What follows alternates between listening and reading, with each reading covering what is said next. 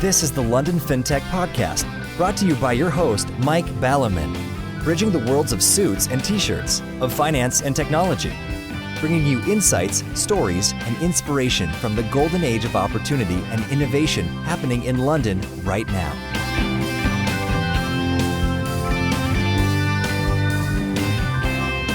Hi, this is Mike, and just to tee you up that after the show, I'll say a little bit more about a recent shout-out about making the London FinTech Podcast project more interactive. But first, the best show so far in terms of getting to the principles underlying FinTech payments. Hi, this is Mike Ballerman, and this is London FinTech Podcast, episode 46, and I'm delighted to welcome Hiroki Takeuchi, co-founder and CEO of GoCardless, to dive into the fascinating subject of direct debits.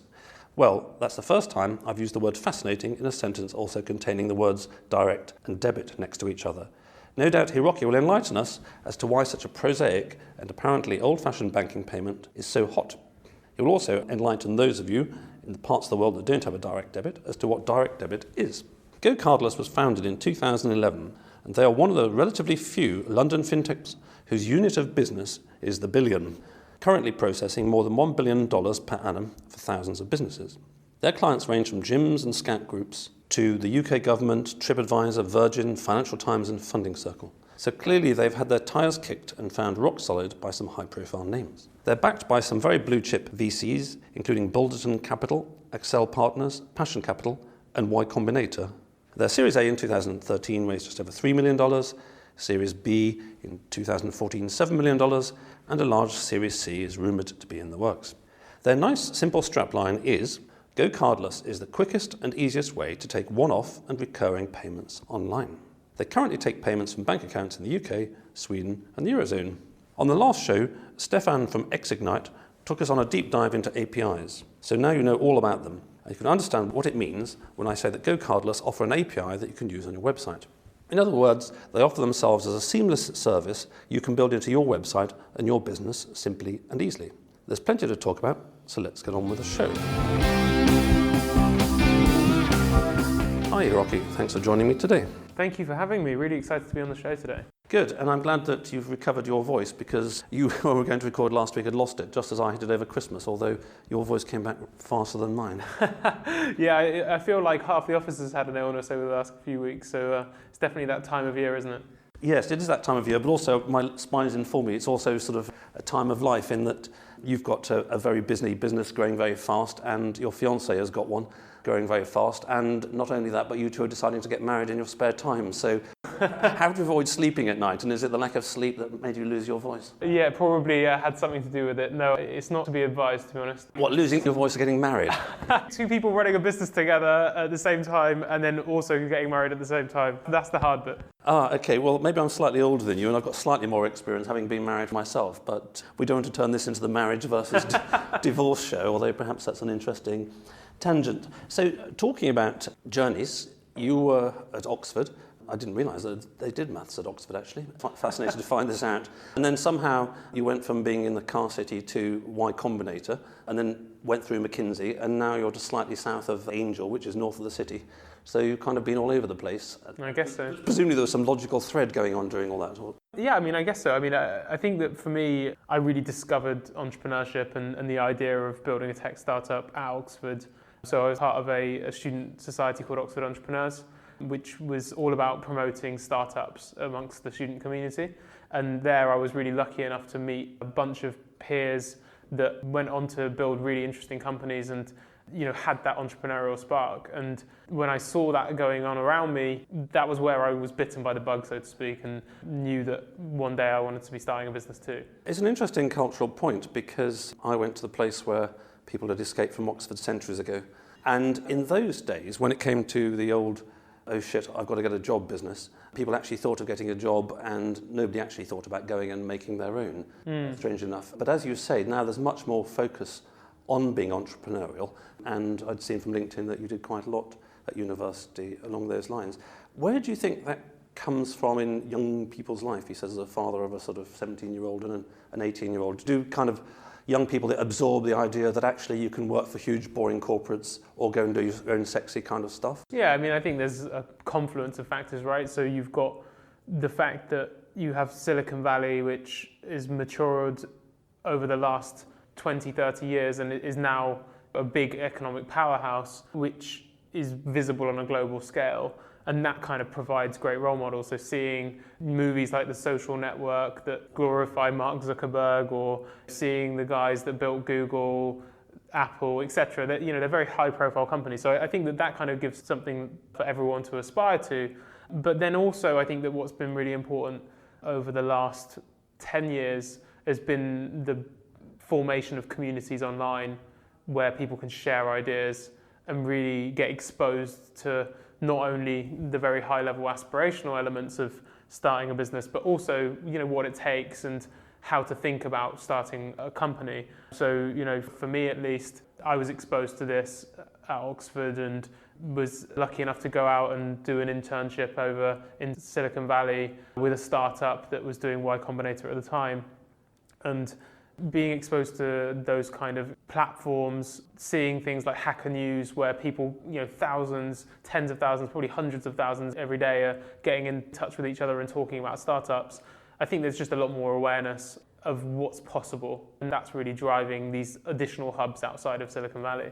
Oh, it's interesting. I mean, the awareness point, I was actually thinking back, so I did computer science at Cambridge and finished in 83, and at the time, someone who lived on my staircase, he went off to this place called Silicon Valley that nobody particularly knew much about, other than the weather was much nicer. Yeah. And I don't think I ever heard about him again. So in those days, there wasn't such the awareness, and it was just kind of taking off. And well, we live in a smaller world today, right? We live in a much smaller world, yeah. Although actually, it's not shrinking that rapidly because airplanes still go the same speed.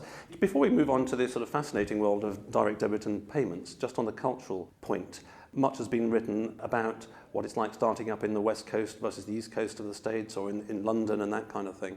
And I was interested in going back to your journey that you mentioned Y Combinator, which has got a huge reputation, but also McKinsey. I found that a lot of people with kind of management consultancy background actually prosper quite well when it comes to starting their own business. I mean, it could be a whole podcast in itself, which is, what did you learn from your time in America and American culture compared to that in Oxford?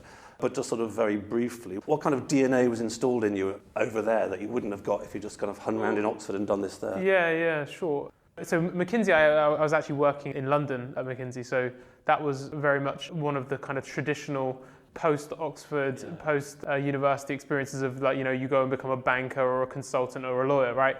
And I think that my time at McKinsey was very valuable. I learned a lot about how to prioritize, how to structure my thinking, how to act as a professional and get things done. And, for me, actually, the thing that I probably took away the most out of the whole time there was that seeing all of these kind of CEOs and high-powered executives in these large companies that I'd always assumed were kind of superhuman to be able to do their job, and seeing that they were actually just normal human beings just doing a really sort of big role, it made it feel more possible, right? It seemed like less of a jump of the imagination that you could go and run your own business. I think that at the time in the States, there you learn about taking on risk, right? The fundamental difference, I think, between the US and almost everywhere else outside of it is that they're, as a culture, much, much more comfortable with failure and taking risks.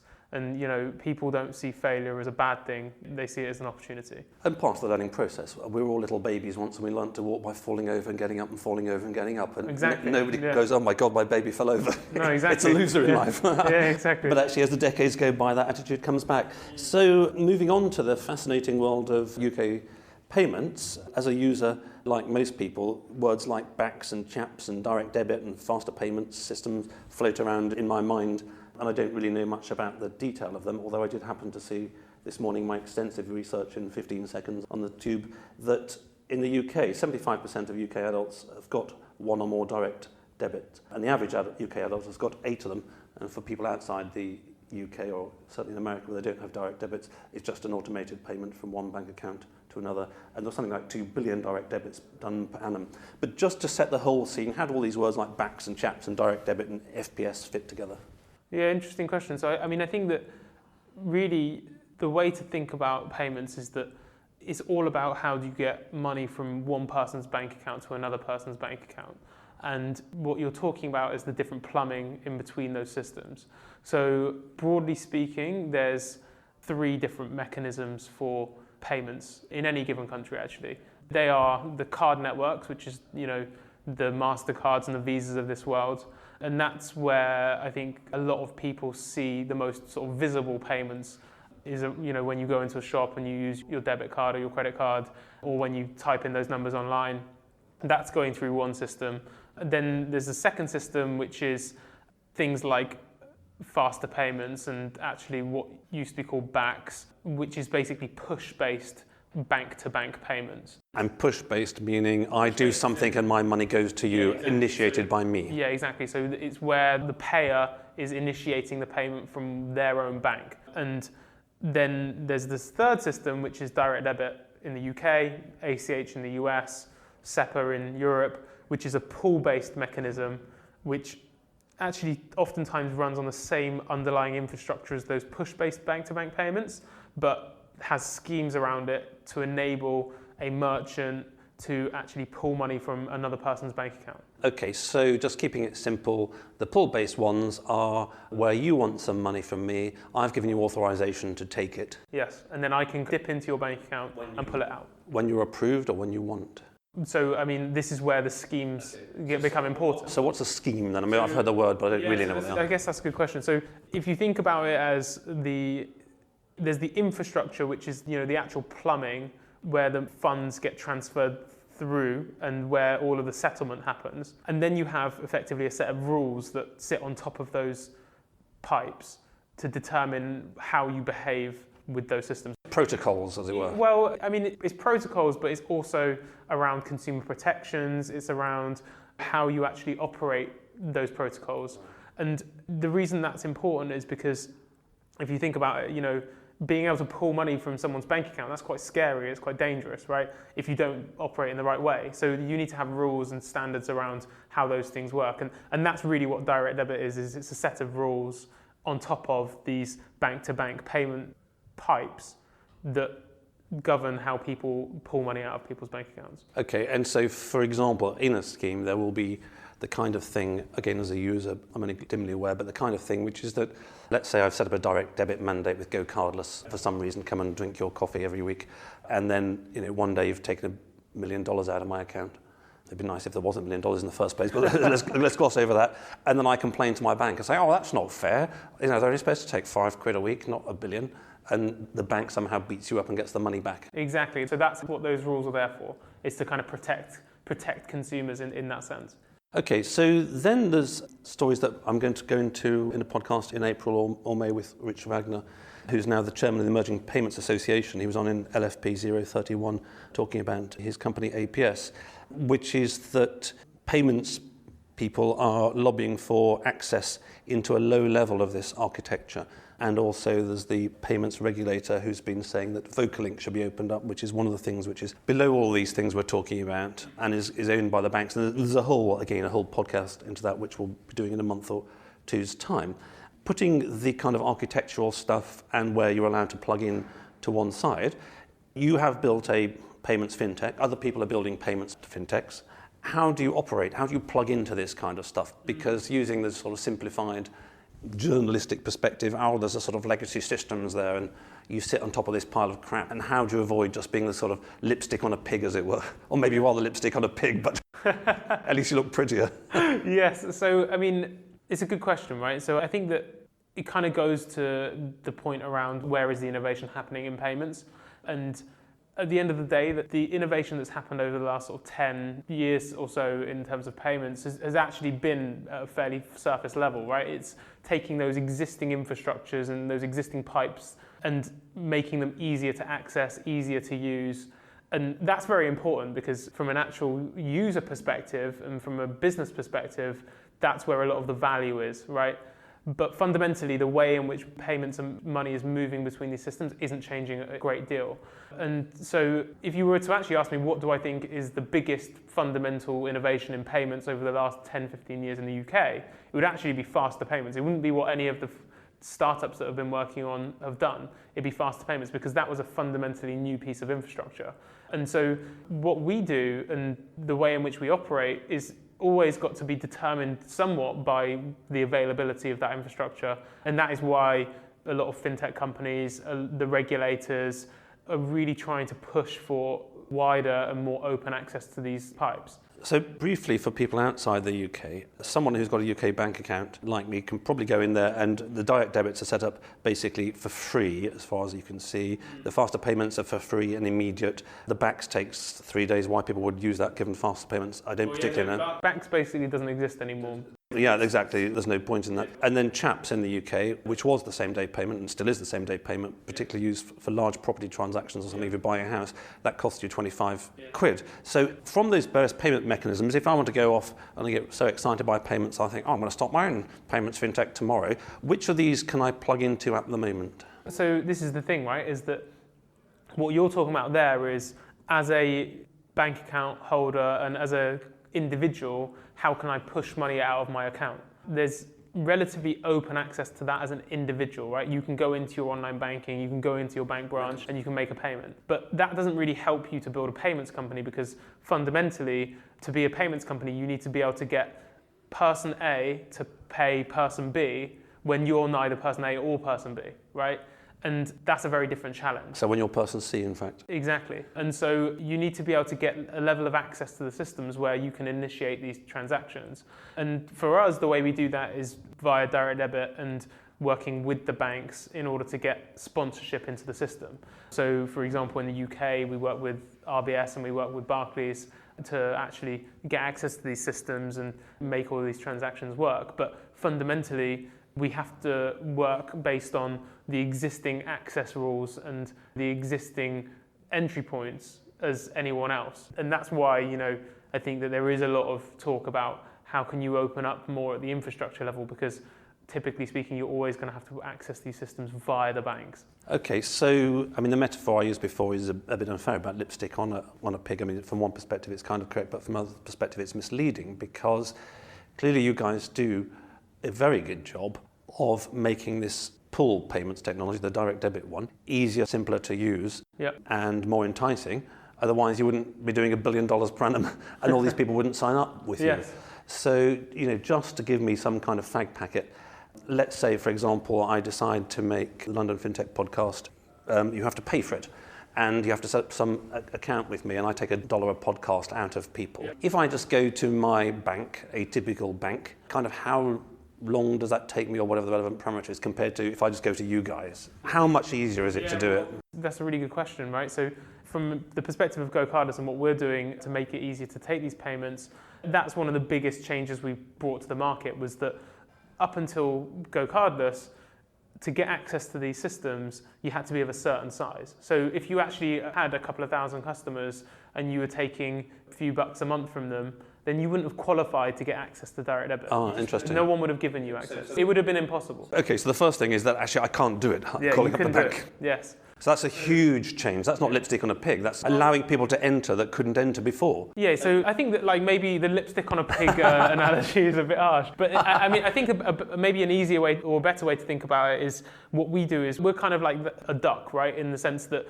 a duck's there calmly floating along the pond, but underneath it's going crazy, right? That's a good quote, actually. Hiroki, CEO of GoCardless, says, beneath the surface, we're going crazy. Yeah, believe me, it's not. I'll tweet that one. What we're really doing is taking those old legacy infrastructures and systems and automating as much of it as possible, and taking care of the bits that we can't automate with a level of expertise that we can develop because we're very focused on one thing. And then by doing that, we can offer a much simpler system that's more accessible to anyone that wants to take these kind of payments. Okay, so the first thing is that you're increasing access. So if I want to charge a couple of bucks for the podcast, the bank aren't going to be interested in me, but I can come through you. The second is that clearly you make the process simpler and smoother. Yeah, there is a third one, but that's kind of our longer term ambition, which is around building on top of these different systems, because right now we're talking about the UK, but actually, businesses in France or businesses in Germany or businesses in Sweden, they all want to be collecting payments this way as well. And the problem with these kind of bank-to-bank payment systems, which we haven't really touched on yet, is that each country has its own banking system. And each country, whilst they'll have something that looks like direct debit, it will be called something else, it will work in a slightly different way. They're separate systems. Yes. And so what we're doing is building on top of these various different direct debit systems to create one coherent interface. Okay, so that's a good point to move off the island and consider the rest of the world, because at the moment the podcast has about 40% of its downloaders in the UK, which means the 60% out of the UK. And if I'm living in my dream world where everyone's paying me $1,000 per episode, which avoids me having to get any day job, then I'm going to have to collect payments from other countries. And after donkey's years, I've just about noticed the difference between BACS and CHAPS and FPS and direct debit. But then I go around Europe, and this so-called single market that people spoke about decades ago isn't quite a single market, because they've got a whole bunch of acronyms in each bloody country. And yeah, I mean, it's getting better. It's getting better, is it? Okay. So tell us then, sort of briefly, let's just take Europe for a start. Is Europe got relatively similar things in the countries? Yeah, so I mean, I guess like actually if you kind of look at it at a slightly more macro level, basically at the start I said there's effectively three payment mechanisms, or three sets of pipes in any given country. And some countries might have other sets of pipes which are more specific, but those three will typically always exist. And so you have your card systems, you have your push-based payment mechanisms, and then you have your pull-based payment mechanisms, and those last two are bank to bank. Now, the card systems are somewhat homogenous across the world. So if you were collecting your $1,000 an episode, it's kind of going up in price every time we talk about it. Absolutely, I'm dreaming. Your listeners are going to be very worried by the end of the episode. They'll all be phoning the bank saying, we didn't get $1,000 of value, we want the money back. Exactly. But say you were charging them that $1,000 a month and they were all based in different countries, actually the only real pragmatic way you could do that right now is to do it via card payments. And that's because whether you have a German credit card, although not many people in Germany have credit cards, but say you had a German credit card or a Japanese credit card or a UK credit card, you can charge it in the same way. That doesn't exist with bank-to-bank payments. Okay, and without complicating things, I'm sure every listener will be aware of PayPal. Yeah. So where would something like PayPal come into? Because again, if I hadn't spoken to you guys, I think, oh, well, you've got to use PayPal, and I'd moan about the fees and that kind of stuff. Where do they plug in then? Well, this is the point, right? So what PayPal does is they build on top of various payment systems, but they act like a credit card processor. So you're going to be getting charged the same kind of fees that you would if you were taking a payment via a credit card. And actually, one of the big problems, and one of the reasons why we focus quite a lot on recurring payments, is that when it comes to recurring payments, credit cards are actually a very poor way of taking payment because you have very high failure rates. If you think about just the fact that the average lifespan of a credit card is about 18 months, that means that every month, 1 in 18 of your customers, just by virtue of their credit card expiring, is going to fail, right? That's a big, big problem for a subscription company. And so by creating a more bank-to-bank payment mechanism, which works around the world, we can offer a much better solution for these kind of subscription payments. I think Dave Birch, when he was on the show talking about payments, said that when he started in payments, I don't know, 30, if Dave's listening, it's probably 40 years, isn't it, Dave? But anyway, he said 30 or 40 years ago, people had the same complaints they have now, or same desires. They wanted it faster, better, or cheaper. And 30 or 40 years later, people want it faster, better, or cheaper. So taking the PayPal as an example, they provided better in that any web company or web shop back in the day when the web started could just use it, and then they wouldn't have to worry about difference between Germany and France, and they would even know about it. But they didn't necessarily do it faster, and they didn't do it cheaper. Exactly. So in terms of maybe moving on to GoCardless and your vision of the future, as I say at the moment, you're doing this direct debit thing clearly extremely well because people want to use you. In terms of you wanting to do it faster, better, cheaper, and over more countries, what's your kind of vision? Yeah, so I mean, I guess our vision is that basically we believe that the payment systems that currently exist don't really suit the web, right? If you were going to design a payment mechanism for the internet, it wouldn't really look like the credit and debit card systems with lots of complexity. They were designed in a world where you were trying to connect up shops and restaurants before the internet existed to the banking systems, right? And when you draw out like the ideal payment network for the internet would look like, you have things like Bitcoin that people talk a lot about, but fundamentally, as long as the primary store of people's value is their bank account, i.e., where do I get my salary paid into, where does the majority of my money sit, so long as that's a bank account, the challenge is really how do you make the most efficient bank-to-bank payment network. Absolutely, I couldn't agree more with you. I mean, I'm still get very frustrated after sort of several years at this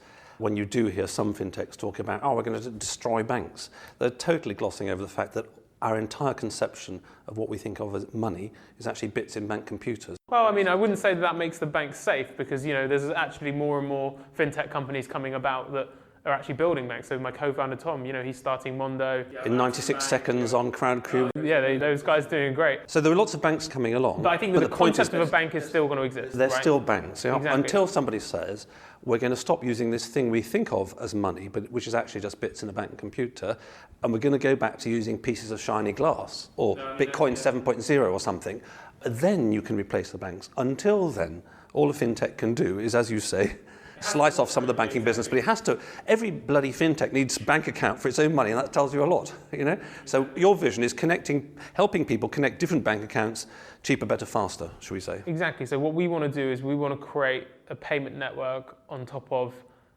the banking systems to make it much easier to create a bank-to-bank transaction.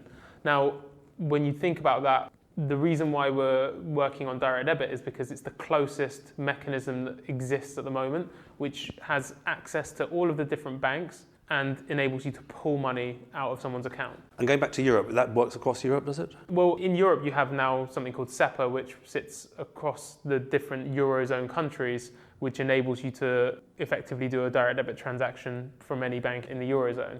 But that doesn't cover the UK, it doesn't cover Sweden. The US has a separate system, Australia has a different system, Japan has a separate system. And so, what we're really doing is connecting up all of those different systems into one coherent mechanism. And that's what we're working on at the moment. And at the moment, which ones are you connecting up? So at the moment, we connect up the UK, we connect up the entire Eurozone via SEPA, and then we connect up Sweden. And then we're working on more markets. So we're working on Canada, Australia, the US, Japan, Brazil. These are all kind of other markets that are on our roadmap. And I think for those people who haven't got their fingers dirty in finance, that's easier said than done because there's so much detail. I mean, devil lies in the detail and there's so much nitty-gritty. That's not the work of a Friday afternoon adding a new country. I wish it was. Just give me an idea. Let's say let's say Canada, without revealing any commercial secrets. You walk out to the troops and say, guys, let's do Canada. Is that an afternoon, a day, a week, a month, a year? No, we're talking like a year.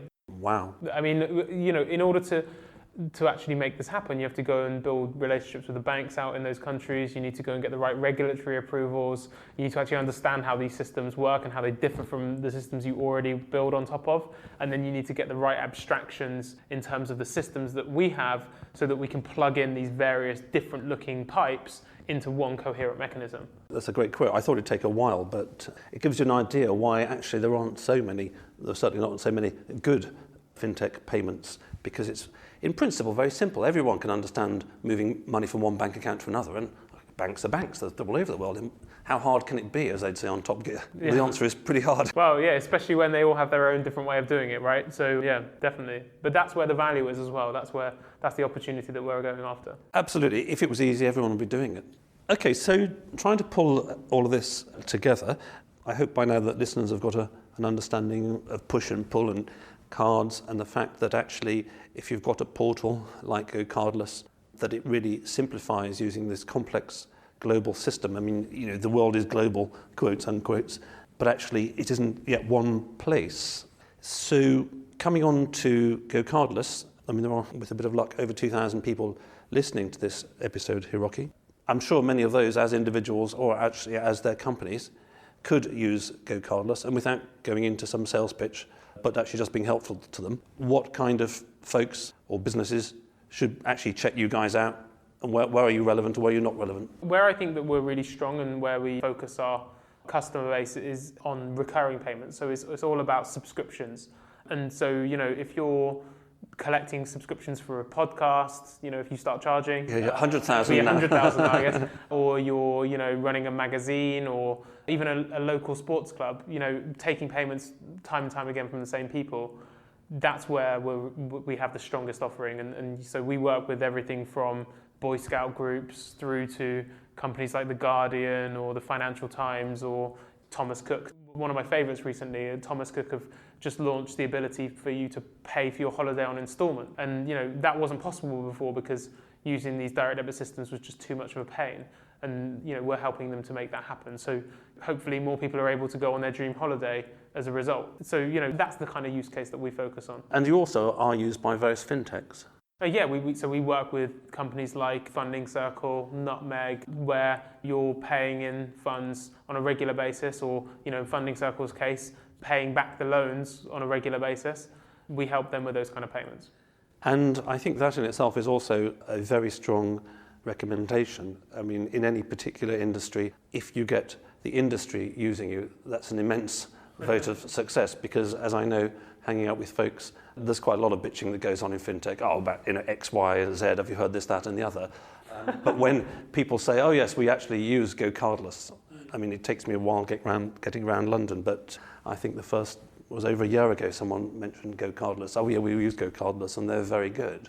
So when it's kind of within Tribe getting praise, that's really very impressive indeed. So are there any angles here that we haven't covered, Hiroki, that we should have touched on, do you think? No, I think that was a good conversation. Oh, excellent. And your Series C $1 billion will enable you to conquer the world.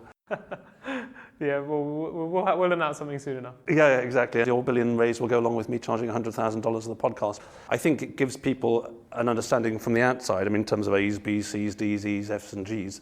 One thing I occasionally think from the outside is why they're doing so many rounds. And, a simple answer to that is that actually there's quite a lot of countries in the world. And as you've explained, they're all very different. And there's a lot of work to do to add each region, each area, and all this kind of stuff. And it nibbles up the money. So you've been extremely successful in the past. You are extremely successful at the moment. And I wish you every success in the future. And thanks very much for making all that clear. I think I certainly understand more than I did when I started. And hopefully the audience do too. Thanks for having me.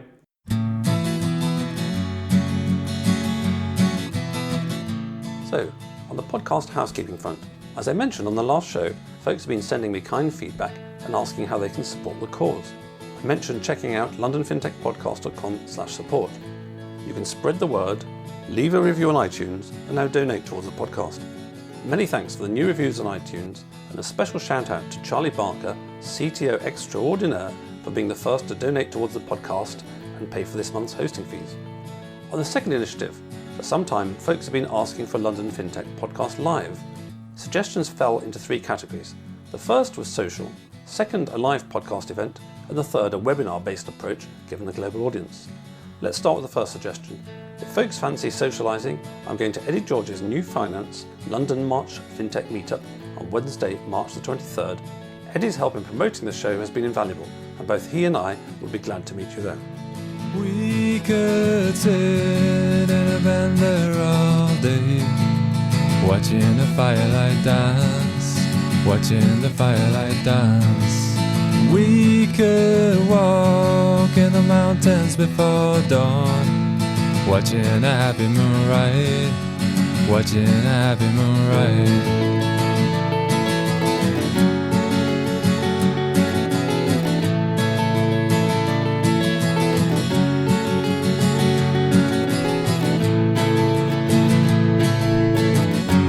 Come away from the city, but with the tarmac so dead and the people so sad. Come away from the city, but with the faces so grey, with the pain of the everyday.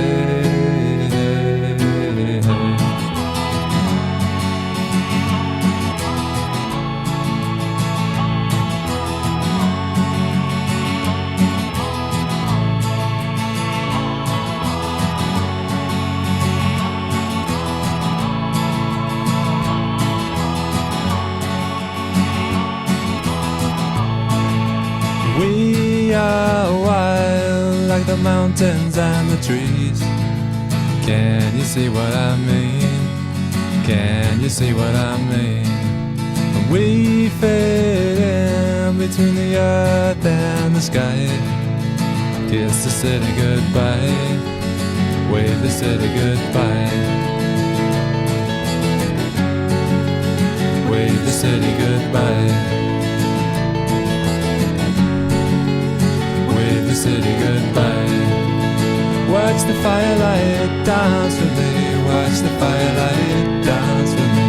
Watch Watch the firelight dance with me. Watch the firelight dance with me. Watch the firelight dance with me. Watch the firelight dance with me. Watch the firelight dance with me. Watch the firelight dance.